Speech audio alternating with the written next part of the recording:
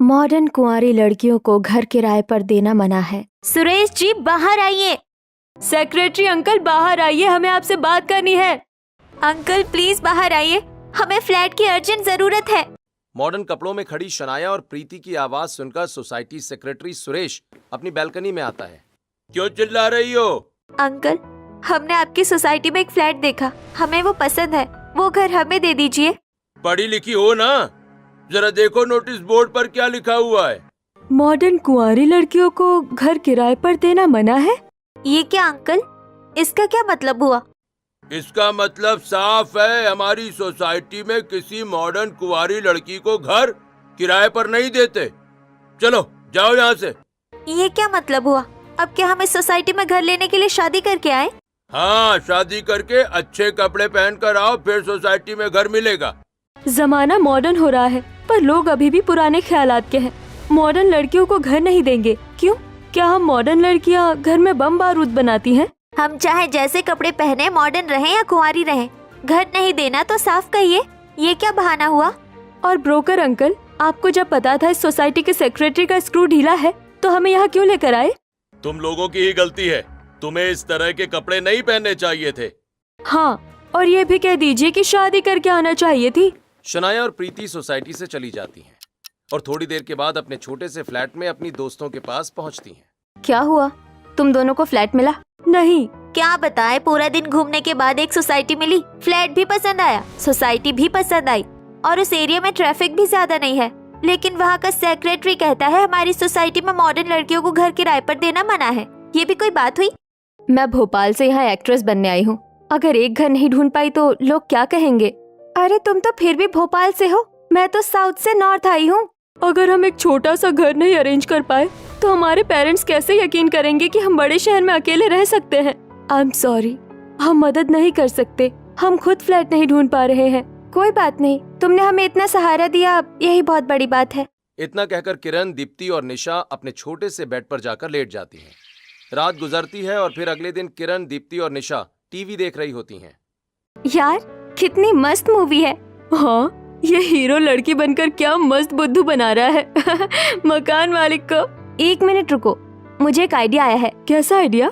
हमारी घर ढूंढने की प्रॉब्लम सॉल्व करने की। शनाया, प्रीति को जिस सोसाइटी में कुंवारी और मॉडर्न होने की वजह से घर नहीं मिला, हम उसी सोसाइटी में चलते हैं। अरे बेवकूफ, हम भी तो कुंवारी है और मॉडर्न भी। अरे हम वहाँ इस हीरो की तरह एक्टिंग करेंगे। मैं कह दूंगी मेरे पति इस दुनिया में नहीं रहे, तो फिर मैं कह दूंगी अपने पति के इलाज के लिए यहाँ कमाने आई हूँ। मैं तो जिम ट्रेनर हूँ, मुझे रोज घर से निकलना पड़ेगा, इसलिए मैं कह दूंगी बेबी सिटर हूँ।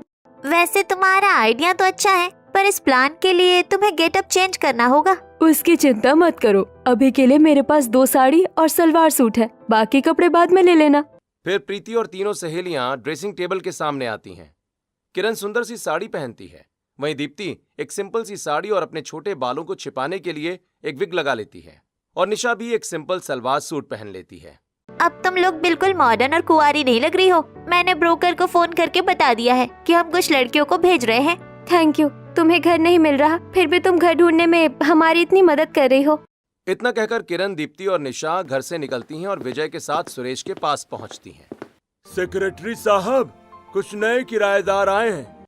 किराएदार सोसाइटी के नियम के मुताबिक है ना? हाँ जी, आपकी सोसाइटी के नियम के मुताबिक ही लेकर आया हूँ। बेचारी बड़ी मजबूर लड़कियां हैं, एक का पति बीमार है, दूसरे का पति नहीं रहा, और तीसरी अपनी बहन के साथ आई है, सिर्फ कुंवारी है, गांव की लड़की है, मॉडर्न नहीं है। अरे अरे अरे, बेचारी तीनों लड़कियों की जिंदगी कितनी मुश्किल होगी, और उन 2 लड़कियों के साथ तो बहुत बुरा हुआ है। कहाँ है वो? बुलाओ, यही है, अंदर आइए आप लोग। बेटी, तुम लोगों के बारे में सुनकर बड़ा बुरा लगा मुझे। वैसे क्या काम करती हो यहाँ? जी, मैं एक स्कूल में बच्चों को पढ़ाती हूँ। मैं नर्सरी में काम करती हूँ। मैं बच्चे संभालने का काम करती हूँ, बेबी सिटर हूँ। वाह, आप तीनों ही पढ़ी लिखी मालूम पड़ती हैं। अरे पढ़ी लिखी हैं, तभी तो मुश्किल वक्त में अपना घर परिवार संभाल रही है शहर आकर। भगवान तुम्हें तरक्की दे। आइए, मैं आपको आपका घर दिखा देता हूँ। इतना कहकर सुरेश अपने घर के सामने वाले घर में किरण, दीप्ति और निशा को लेकर आता है। ये देखिए, ये बालकनी है, ये किचन है, और ये बाथरूम है, और ये 3 BHK फ्लैट है। कुछ नियम भी हैं, आपको मानने पड़ेंगे। दीवारों पर कील नहीं ठोकनी है, बालकनी गंदी नहीं करनी है, रात में देर से सोसाइटी में एंट्री नहीं मिलेगी, समय का ध्यान रखना होगा और सोसाइटी में शांति बनाए रखनी होगी। इतना कहकर सुरेश चला जाता है और किरण दरवाजा बंद करके अपने जीन्स के ऊपर पहनी साड़ी खोल देती है। दीप्ति भी अपने ऊपर से कपड़ा हटाती है और तीनों सोफे पर बैठ जाते हैं। हे भगवान, इस गर्मी में ये चुन्नी गले में ओढ़े ओढ़े लग रहा था कि यही गला काट देगी। मैं तो जीन्स के ऊपर ये साड़ी पहनकर परेशान हो गई। खैर छोड़ो, जो भी हुआ अच्छा हुआ। शाम तक हम अपना सारा सामान भी मंगवा लेंगे और परसों से अपने काम पर जाना शुरू करेंगे। इतना कहकर तीनों अपने नए घर में आराम करने लगती हैं। शाम तक तीनों अपना सारा सामान भी शिफ्ट करवा लेती हैं। ऐसे ही दिन बीतता है और अगले दिन किरण शादीशुदा लुक में, दीप्ति सिंपल साड़ी में और निशा सलवार सूट में हॉल में आती है। दीप्ति, मुझे लगता है तुम कमाल की एक्टर बनोगी। इतना अच्छा आइडिया सोच लिया और इतनी अच्छी एक्टिंग भी करती हो। कमाल तो तुम लोग हो। किरण एक एंकर होकर भी इतनी अच्छी एक्टिंग कर रही है और निशा जिम ट्रेनर होकर एक्टिंग कर रही है। मुझे तो अपनी एक्टिंग करियर की कॉम्पिटिटर तुम लोग ही लग रही हो। दीप्ति की बात पर तीनों हंसने लगती हैं। फिर तीनों घर में ताला मारकर सोसाइटी के कंपाउंड में आ जाती हैं। अरे ये तीन लड़कियां तो हमारी सोसाइटी की नहीं लग रही है। ये लड़कियां कौन है? अरे यही वो 3 लड़कियां हैं जिन्होंने सामने वाला घर लिया है। अच्छा अच्छा, यही लड़कियां है क्या? अरे बेटियों जरा सुनो। अब ये हमें क्यों बुला रही है? जी कहिए, कहाँ जा रही हो तुम तीनों? जी हम तीनों काम पर जा रहे हैं। मैं बेबी सिटिंग के लिए जाऊंगी, ये नर्सरी में जाएगी और ये स्कूल में पढ़ाने जाएगी। हाँ बेटी जाओ तुम लोग। तीनों सोसाइटी से निकलती हैं और थोड़ी देर के बाद किरण अपने ऑफिस पहुंचकर बाथरूम में जाती है और साड़ी बदलकर प्रोफेशनल कपड़े पहनकर स्टूडियो में एंकरिंग करने चली जाती है। वहीं दूसरी तरफ निशा अपने जिम पहुंचती है। यार अब जिम तो पहुंच गई, जल्दी से ये सलवार सूट उतार देते हैं, बहुत गर्मी हो रही है। फिर निशा जिम के बाथरूम में जाकर अपनी सलवार सूट उतारती है, जहां अंदर उसने जिम सूट पहना होता है। वहीं दूसरी तरफ दीप्ति अपने शूटिंग सेट पर पहुंच जाती है। ये क्या है दीप्ति, तुम्हें तो मॉडर्न लड़की का रोल करना है और तुम किसी विधवा औरत के गेटअप में आई हो। सर ये तो मैं ऐसे ही पहन कर आई हूँ, अभी कपड़े बदल लेती हूँ। क्या यार दीप्ति, घर से ही कपड़े पहनकर आने चाहिए थे ना, शूटिंग का टाइम बचता। तुम स्ट्रगलिंग स्टेज में ऐसा करोगी तो सक्सेस के बाद क्या करोगी? सॉरी सर, अभी चेंज करके आती हूँ। ऐसे ही तीनों का दिन बीतता है और शाम को किरण और दीप्ति अपने दिखावटी गेटअप में घर लौटती हैं। घर के अंदर निशा अपने नाइट ड्रेस में होती है। वहीं दीप्ति और किरण थकी हारी बेड पर लेट जाती हैं। क्या हुआ तुम दोनों को? इतने थके हुए क्यों हो? एक तो दिन भर एंकरिंग में बोलना पड़ता है, ऊपर से ये 4 बार कपड़े चेंज करना। मुझे पहले दिन ही प्रोड्यूसर से डांट पड़ गई। यार गर्मी से तो मैं भी परेशान थी। वैसे मैंने खाना बना लिया है, तुम लोग खा लो। नहीं, तुम अपना डाइट फूड ही खाओ, हम अपना खाना खुद बना लेंगे। मेरी डाइट फूड खाओगे ना तो इतना नहीं थकोगी। देखो मैं जिम करके लोगों को ट्रेनिंग देकर आई हूँ, फिर भी एनर्जेटिक हूँ। नहीं तू खा अपने उबले हुए टमाटर, हमारे लिए तो मैगी रोटी ही सही है। इतना कहकर किरण और दीप्ति अपने मॉडर्न नाइट ड्रेस पहनती हैं और डाइनिंग टेबल पर कप नूडल्स के साथ रोटी खाने लगती हैं। इसी तरह दिन बीतता है। अभी सुबह 6 बजे दीप्ति अपनी नाइट ड्रेस में दरवाजा खोलती है। कौन हो यार आप? जी मैं सोसाइटी का दूध वाला हूँ, दूध देने आया हूँ। ठीक है दे दो, और अब से दूध का पैकेट थैले में टांग कर चले जाना। ठीक है। इतना कहकर दीप्ति दूध लेकर दरवाजा बंद कर देती है। का इन्होंने तो मॉडर्न कपड़े पहने थे, सोसाइटी में मॉडर्न कपड़े पहनने वाली लड़की कहाँ से आ गई? लगता है सेक्रेटरी साहब को बताना पड़ेगा। इतना कहकर लल्लन तुरंत सोसाइटी सेक्रेटरी सुरेश के पास जाता है। अरे अभी देकर गए ना दूध, और कितना दूध दोगे? साहब दूध देने नहीं आया हूँ, मालकिन ने मुझे जिस घर में भेजा था ना, वहाँ उस घर की लड़की ने मॉडर्न कपड़े पहने थे। पागल हो क्या? वहाँ मॉडर्न कपड़े पहनने वाली कोई लड़की नहीं है। अरे माई कसम साहब देखा था, नहीं विश्वास होता तो चलकर देख लीजिए ना। चलो देखते हैं। ललन की बात मानकर सुरेश तुरंत तीनों लड़कियों के घर पहुंचता है, जहां तीनों सादे कपड़ों में खड़ी रहती हैं। जिसके बाद सुरेश तीनों लड़कियों को सारी बात बताता है। अंकल सुबह सुबह का वक्त है, लगता है इस दूध वाले की नींद अभी तक टूटी नहीं है। माफ करना बेटी, सुबह सुबह परेशान कर दिया। ललन कोई भी बात पहले कंफर्म किया करो, फिर मेरे पास शिकायत लेकर आना। फालतू शिकायत करोगे ना तो पूरी सोसाइटी किसी और से दूध लेने लगेगी, फिर मेरे पास मत आना। माफ कर दीजिए साहब। बहन जी आप लोग भी माफ कर दीजिए। लगता है अब रोज सुबह सुबह ठंडे पानी से 2 बार मुंह धोना पड़ेगा। इतना कहकर ललन और सुरेश चले जाते हैं यार तूने तो फंसा ही दिया था। मेरी क्या गलती है? मुझे कौन सी आदत है सुबह साड़ी पहनकर दूध लेने की? जो भी हो, पर अच्छा हुआ हमने समय पर नोटिस करके कपड़े बदल लिए। इतना कहकर तीनों हंसने लगती हैं। इसी तरह कुछ दिन बीतते हैं और एक दिन तीनों लड़कियां अपने घर में मॉडर्न कपड़ों में बैठी होती हैं, जहां पूरे घर में उनके कपड़े फैले होते हैं। आज कितने दिनों बाद संडे के दिन इतना अच्छे से फैल कर बैठे हैं। आज संडे है, मुझे भी जिम नहीं जाना है। लकीली आज मेरी भी कोई शूटिंग नहीं है। आज पूरा दिन आराम करेंगे। मैं तो सोफे पर ही सो जाऊंगी। हाँ, सोच रही हूँ मैं भी अपना चीट डे कर लूँ। वहीं दूसरी तरफ सोसाइटी गार्डन में सोसाइटी की औरतें खड़ी होकर बात कर रही होती हैं। अच्छा मीनाक्षी बहन, ये बताओ वो जो नई लड़की आई है उनसे मिलने गई क्या? नहीं बहन, मैं तो अभी तक उनके घर नहीं गई। अरे तो चलो ना, आज रविवार है, तीनों घर पर ही होंगी, मिलकर आते हैं। थोड़ा घर परिवार के बारे में भी पूछ लेंगे। हाँ, बेचारी बड़ी परेशान रहती होंगी, उन्हें अच्छा लगेगा। चलो। सोसाइटी की औरतें तीनों लड़कियों के घर के दरवाजे के बाहर आकर डोरबेल बजाती हैं। ओह गॉड, इस वक्त कौन आ गया? तभी निशा दरवाजे के पास जाकर डोर होल से देखने लगती है।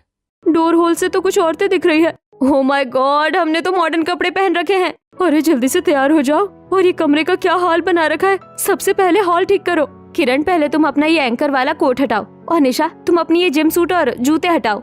मैं सब हटा लूंगी, तुम पहले अपने ये कॉमेडी वाले जूते हटाओ। इतना कहकर तीनों जल्दी जल्दी सामान समेटने लगती हैं। निशा अपने जिम वाले कपड़े कमरे में ले जाती है, किरण अपना एंकरिंग का कोट और लैपटॉप कमरे में ले जाती है, तो वहीं दीप्ति अपने सारे एक्टिंग के कपड़े कमरे में लेकर चली जाती है। मैं जल्दी से सलवार सूट पहनती हूँ, तुम दोनों भी जल्दी से अपनी साड़ी पहन लो। इतना कहकर निशा बाथरूम में चली जाती है और किरण दीप्ति की साड़ी और दीप्ति निशा की साड़ी पहन लेती है और अपनी मांग भर लेती है। तीनों जल्दी से हॉल में आकर दरवाजा खोलती हैं। अरे आंटी, आप लोग आइए आइए। अरे आप लोग इतना हौस क्यों रहे हैं?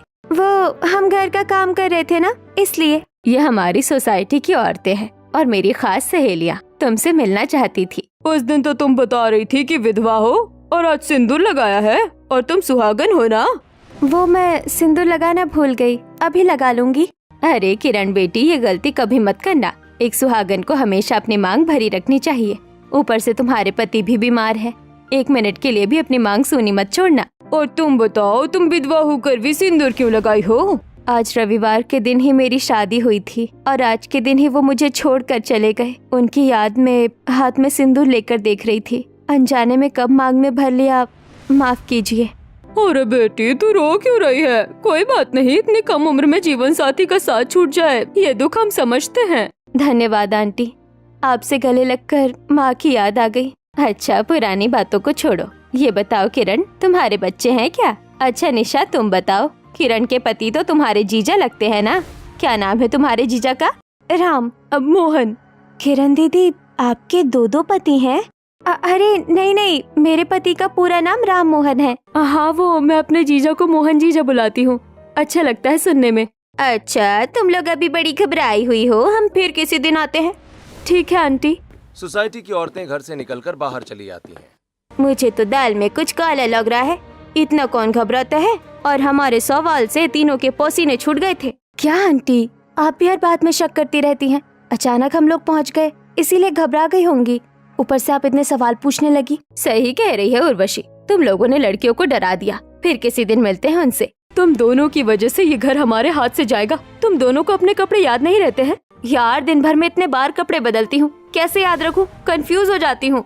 यार, ये लोग अचानक आ गई, मैं भी कंफ्यूज हो गई थी। सब चीजें अपने दिमाग में फिट कर लो और जवाब एक ही दिया करो, कुछ भी मत कहा करो। हाँ ठीक है, अब तो दादी अम्मा मत बन। ऐसे ही कुछ दिन बीतते हैं और एक दिन निशा मॉडर्न कपड़े पहने बालकनी में कपड़े सुखा रही होती है। अच्छा हुआ आज समय निकालकर सारे कपड़े धो लिए, 1 महीने से कपड़े नहीं धोए थे। वहीं दूसरी तरफ मीनाक्षी अपनी बालकनी में खड़ी होती है। ये सामने वाली बालकनी में मॉडर्न कपड़े पहने हुए लड़की कौन है? अरे मेरा चश्मा नहीं है, मुझे सही से दिख नहीं रहा। उर्वशी, ए उर्वशी, इधर आ। क्या हुआ माँ, क्यों चिल्ला रही हो? जरा सामने देखना तो, वो कौन लड़की है मॉडर्न कपड़ों में? माँ, कोई लड़की मॉडर्न कपड़ों में नहीं है, दीप्ति दीदी है और उन्होंने साड़ी पहन रखी है, ध्यान से देखो। अरे हाँ, साड़ी पहन रखी है, पर अभी तो मैंने देखा था किसी ने मॉडर्न कपड़े पहन रखे थे। अरे माँ, धूप की वजह से तुम्हें नजर का धोखा हो गया होगा। साफ दिख रहा है, सामने दीप्ति दीदी साड़ी पहने कपड़े सुखा रही है। चलो अंदर। इतना कहकर उर्वशी मीनाक्षी को अंदर लेकर चली जाती है। वहीं दूसरी तरफ निशा अपने मॉडर्न कपड़ों में घर के अंदर खड़ी होती है। यार दीप्ति, अच्छा हुआ तूने समय पर मीनाक्षी आंटी को देख लिया और मुझे अंदर खींच लिया, वरना आज तो भांडा फूट जाता। बड़ी दादी अम्मा बनती है ना, क्यों नहीं ध्यान रखा? उस दिन तो बड़ा डांट रही थी हमें। देखो, एक दूसरे को डांटने से काम नहीं होगा, अगर साथ रहना है तो मिलजुल कर रहना पड़ेगा। अच्छा बाबा ठीक है, अब से मैं तुम्हें नहीं डांटूंगी। इसी तरह कुछ दिन बीत जाते हैं और एक दिन तीनों अपने संस्कारी कपड़ों में तैयार होकर सोसाइटी के कंपाउंड में आती हैं। नुपुर अपने 1 साल के रोते हुए बच्चे को गोद में लिए औरतों के बीच खड़ी होती है। अरे मेरा बच्चा, चुप हो जा, रो मत। क्या हुआ, ये इतना रो क्यों रहा है? आज इसे पोलियो का इंजेक्शन लगवाया है, उसी वजह से रो रहा है। अरे वो निशा दीदी जा रही है, परसों मुझे टिप बता रही थी बच्चों को शांत कराने के। अरे निशा, उर्वशी बता रही है तुम बच्चों को 1 मिनट में चुप करा देती हो, जरा मेरे बेटे को चुप करा दो। हाँ, अभी चुप करा देती हूँ। निशा नुपुर के बच्चे को हाथों में उठाती है और बच्चे की गर्दन नीचे की तरफ लटक जाती है। तुम मेरे बच्चे को इधर दो। नुपुर बच्चे को वापस ले लेती है। तुम्हें बच्चे पकड़ना आता भी है? इस तरह कौन बच्चे पकड़ता है? गर्दन लटकी हुई थी मेरे बेटे की।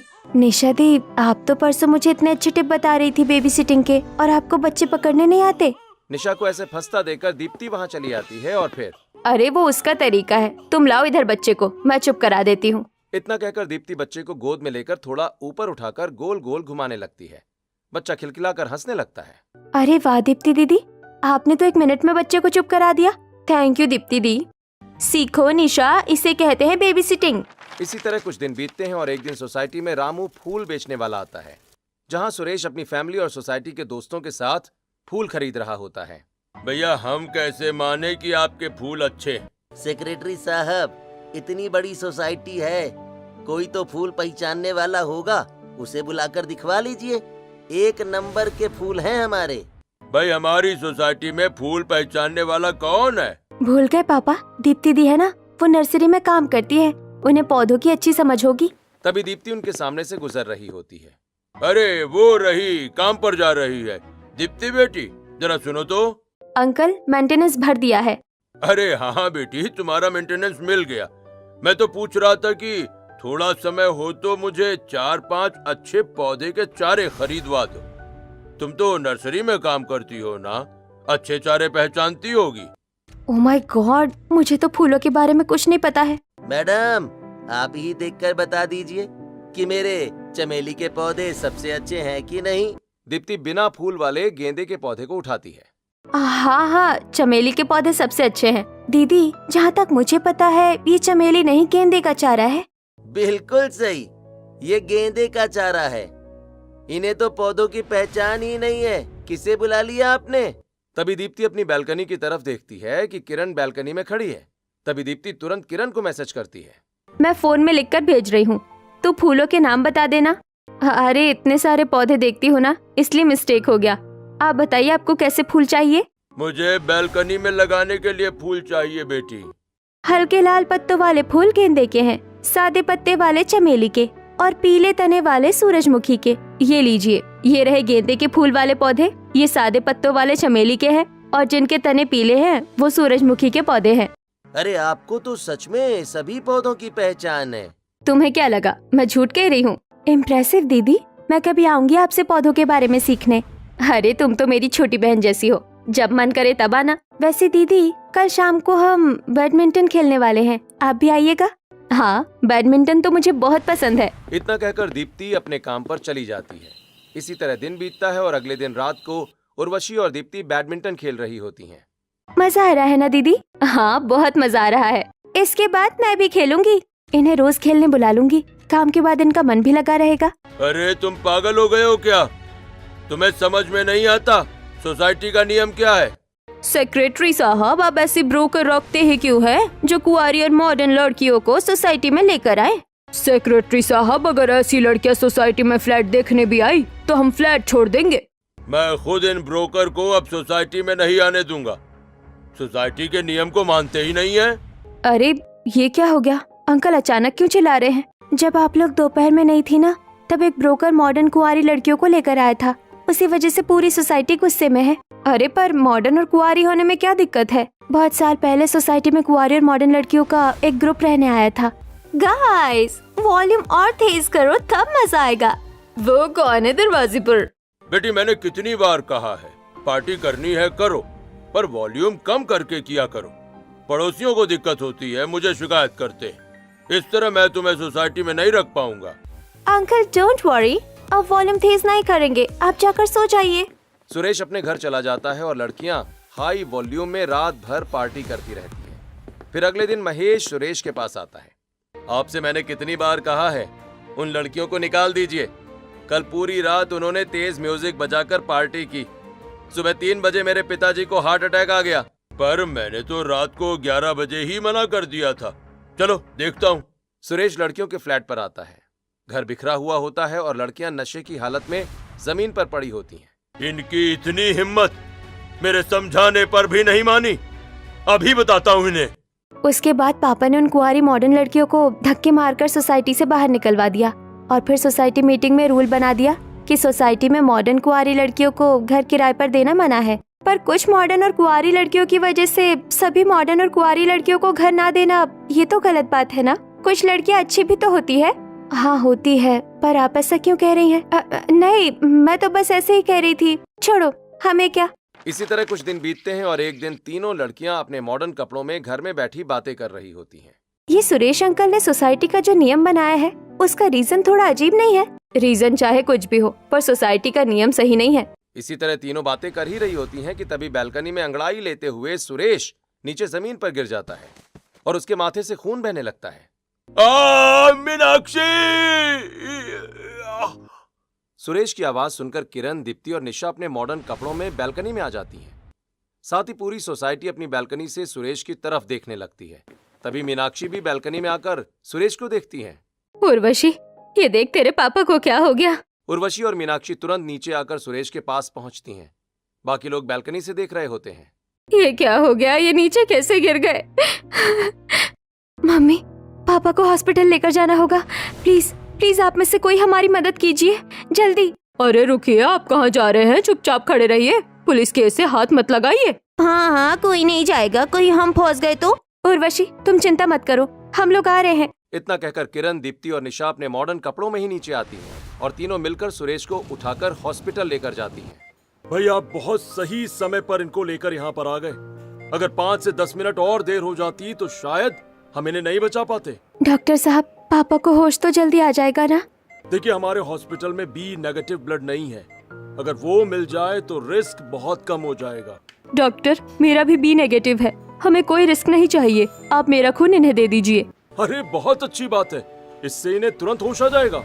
डॉक्टर निशा के शरीर से सुरेश के शरीर में खून डालने लगते हैं। फिर कुछ समय के बाद सुरेश को होश आ जाता है और अगली सुबह सभी सोसाइटी पहुंचते हैं। वो देखो, वो 3 ड्रामेबाज लड़की आ गई। इन्होंने हमारी सोसाइटी का नियम तोड़ा है। सेक्रेटरी साहब, इन्होंने छोटे छोटे कपड़े पहने हैं और आप इनके साथ आराम से घूम रहे हैं। शर्म नहीं आती आपको? ये तो मैं हॉस्पिटल से ही देख रहा हूँ कि तुमने ये कैसे कपड़े पहने हैं। आप अभी भी हमारे कपड़े ही देख रहे हैं, हम ऐसे ही कपड़े पहनते हैं। और किरण, तुमने ना सिंदूर लगाया ना मंगलसूत्र। और दीप्ति, तुमने इतना मेकअप कर रखा है, ये सब क्या है? अरे बड़ी अजीब सोसाइटी है। हम ना शादीशुदा है ना विधवा, हम कुंवारी है और ऐसे ही कपड़े पहनते हैं। देखा, मैं कह रही थी ना, दाल में कुछ काला है। ये मॉडर्न और कुंवारी लड़कियां झूठ बोलकर हमारी सोसाइटी में रह रही है। जरूर कुछ गलत काम करती होंगी। अब से तुम लोग हमारी सोसाइटी में नहीं रहोगी। तुम्हें आज और अभी मेरा घर खाली करना पड़ेगा। ये क्या कह रहे हैं आप? हम अचानक से कहाँ जाएंगे?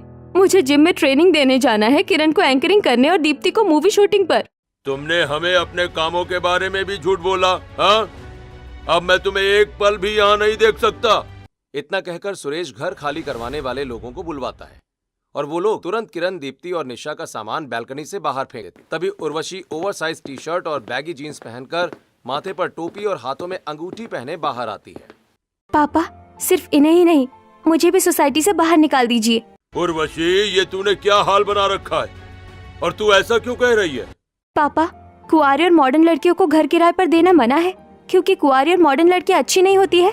मैं भी कुंवारी हूँ और मॉडर्न भी हूँ। मुझे रैप सॉन्ग पसंद है, मैं रैपर बनना चाहती हूँ। अपने दोस्तों के घर ग्रुप स्टडीज के बहाने मैं रैप सॉन्ग के कॉन्सर्ट में जाती हूँ और ऐसे ही कपड़े पहनती हूँ। सिर्फ घर में आपकी पसंद के कपड़े पहनती हूँ। बेटी, तूने हमें झूठ बोला। तू ऐसा कैसे कर सकती है? पापा, मैं भी तो मॉडर्न गंदी लड़की हूँ, मुझे भी सोसाइटी से बाहर निकाल दीजिए। नहीं बेटी, मैं तुझे अच्छे से जानता हूँ, तू गलत लड़की नहीं है। तू हमारे साथ ही रहेगी। हमने तुझे अच्छे संस्कार दिए हैं, भले ही तू हमसे छिपकर अपने सपने की तरफ बढ़ रही हो। पापा ठीक ऐसे ही ये तीनों भी चाहे कुछ भी काम करती हो, भले कुंवारी हो और मॉडर्न कपड़े पहनती हो, बहुत अच्छी लड़कियां हैं। जी मुझे लगता है हमारी बेटी सही कह रही है। और पापा जिन लोगों के लिए आपने ये नियम बनाया, जिनके कहने पर आपने इन्हें घर से बेघर कर दिया, यही सोसाइटी वाले थे जो आपके गिरने पर एक कदम भी आगे नहीं बढ़े। उस समय यही कुंवारी मॉडर्न लड़कियां थी जिन्होंने आपको हॉस्पिटल पहुंचाया, खून दिया, जिनकी वजह से आप आज जिंदा हैं। अंकल हमें पता है सोसाइटी में पास्ट में क्या हुआ था, पर 5 उंगलियां बराबर नहीं होती है। कुछ लड़कियां खराब होती है तो कुछ अच्छी भी होती है। मैं समझ गया बेटी, अब से मैं नियम पर नहीं अपने तजुर्बे पर चलूंगा। अब मैं लोगों को पहचानूंगा, चाहे वो कुंवारी हो या मॉडर्न। जो अच्छी होगी उन्हें इस सोसाइटी में घर किराए पर मिलेगा, जैसे कि तुम लोग। सुन लो सोसाइटी वालों, आज से इस सोसाइटी में मॉडर्न कुंवारी लड़कियों को घर किराए पर दिया जाएगा। सोसाइटी सेक्रेटरी सुरेश का फैसला पूरी सोसाइटी को मानना पड़ता है और तीनों मॉडर्न कुंवारी लड़कियां खुशी खुशी सोसाइटी में अपने असली रूप में रहने लगती हैं।